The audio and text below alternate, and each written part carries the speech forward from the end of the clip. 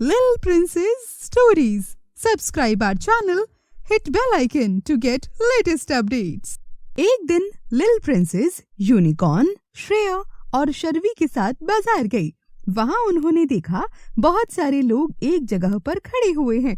इस पर उन दोनों ने लिल प्रिंसेस से पूछा, अरे अब लिल प्रिंसेस, यहाँ पर इतनी भीड़ क्यों लगी हुई है? क्योंकि शर्वी, यहाँ पर भंडारा चल रहा है। क्या? अब भंडारा? भला वो क्या होता है और ऐसा लोग क्यों करवाते हैं? दरअसल भंडारा भूखों को खाना खिलाने के लिए कराया जाता है। लोग अच्छे कर्म करते हैं जिसका उन्हें अच्छा फल मिलता है। चलो इसी से जुड़ी तुम्हें मैं एक कहानी सुनाती हूँ। अरे वाह, अब कहानी का समय, बहुत मजा आएगी। एक गांव में एक गरीब लड़का रहता था। वो घर घर जाकर अखबार बेचकर स्कूल का खर्चा उठाता था। एक दिन वो बेचारा जब रास्ते पर चल रहा था तो काफी उदासी और कमजोरी महसूस करने लगा। उसने कई दिनों से खाना नहीं खाया था, इसीलिए वो भूख से तड़प रहा था। उसने अगले दरवाजे के आने पर खाना मांगने का फैसला कर लिया था। अरे अम्मा, ओ अम्मा, सुनती हो? कुछ खाने के लिए होगा क्या? मैंने बहुत दिनों से कुछ नहीं खाया। अरे चल भाग यहाँ से। सुबह सुबह ना जाने कहाँ से आ जाते हैं मुंह उठाकर। इसी तरह से अनुज जहाँ जहाँ भी गया वहाँ उसे इसी तरह से लोगों ने दुत्कार कर भगा दिया था, जब तक वो एक लड़की के दरवाजे पर नहीं पहुँचा था।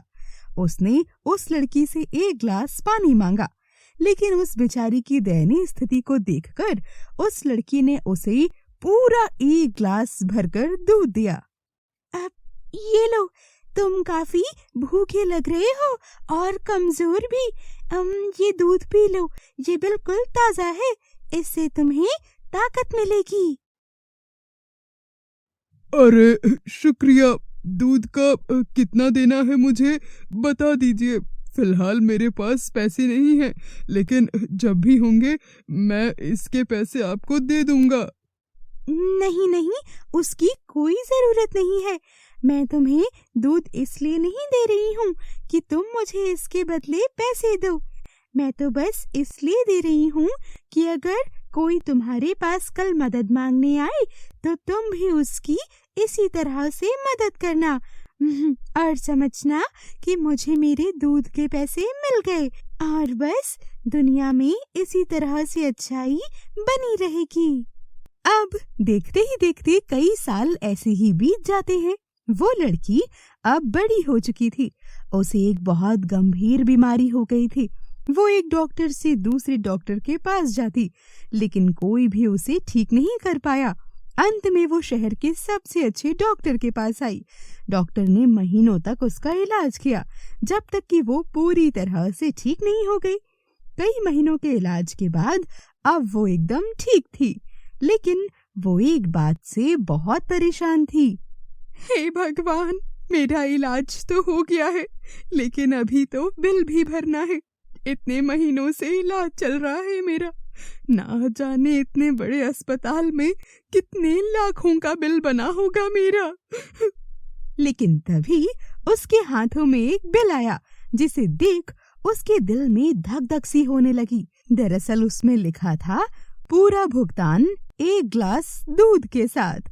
औरत ने तभी बाहर निकलकर देखा तो सामने एक डॉक्टर खड़ा हुआ था। वो डॉक्टर तभी उसके पास आया और उसने बोला, अरे शायद आपने मुझे नहीं पहचाना, लेकिन मैं वही हूँ जिसकी आपने एक दिन मदद की थी। अगर आपने उस दिन मुझे वो एक गिलास दूध नहीं पिलाया होता तो शायद उस दिन कमजोरी की वजह से मेरी जान चली गई होती। आज मैं जहाँ हूँ उसमें आपका बहुत बड़ा योगदान है, इसीलिए मेरी तरफ से आपको ये तोहफा। ये सुनकर वो औरत बहुत खुश हो गई। कभी उसने एक गिलास दूध जो उसे पिलाया था, आज उसको वो एक गिलास दूध इस तरह से वापस मिला। इसीलिए कहते हैं, अच्छे कर्म का अच्छा नतीजा आपको जरूर मिलता है। तो देखा श्रेया और शर्वी, अच्छे कर्म करने का अच्छा ही फल मिलता है, इसीलिए हमें हमेशा अच्छे ही कर्म करने चाहिए। हाँ, और मैं भी अब से हर किसी की मदद करूंगी। और मैं भी। और हाँ, आप लोग भी मदद करेंगे ना? दूसरों की मदद तो होगी ही और साथ ही आपको भी बहुत अच्छा लगेगा। तो बस इसी तरह मिलते हैं अगली कहानी के साथ अगले वीडियो में।